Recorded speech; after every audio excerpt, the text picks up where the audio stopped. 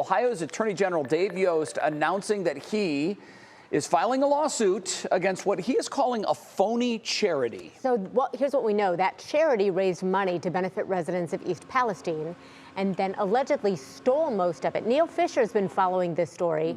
Okay, talk to us about this charity and what we know about them, first of all. So it started in mid-March, about 2 months or a month after the train derailed in East Palestine, when Second Harvest Food Bank of the Mahoning Valley started to receive messages from people across the country saying they were asked to donate money.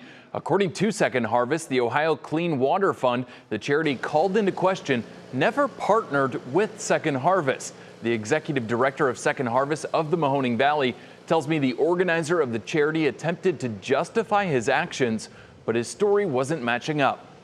They raised $141,000 until the 27th of March.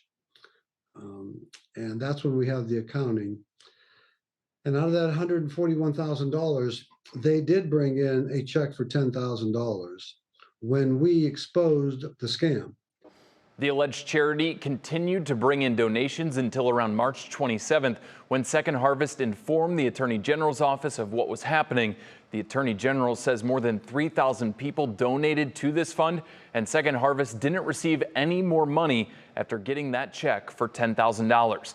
The man who organized this lives just 14 miles away from East Palestine. Attorney General Dave Yost said he's extremely upset about this, and we'll hear from him tonight at 5:30. So this is what stood out to me. The Ohio Clean Water Fund. It sounds like something that could have just been created. That I don't know if this was an established charity. What do we know about its, legitimate?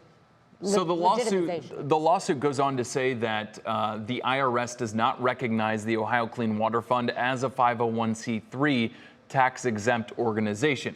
So they were created at the beginning of March, about a month after the train derailment in East Palestine, and then took the funds up until the end of March, about March 27th, after Second Harvest confronted them twice because they were partnering with them. People received text messages throughout the country saying, we're partnered with Second Harvest. These donations are going to benefit East Palestine residents, when in fact they didn't. The organizer gave them $10,000, said there's more money coming, and there hasn't been more money coming. Do we know where that at least $130,000 is, or not right now? To be determined. And that's what the lawsuit alleges, that it's in the pocket of the organizer and others. It's terrible. Things like this happen, and you rely on the kindness and generosity of folks. But we say this all the time.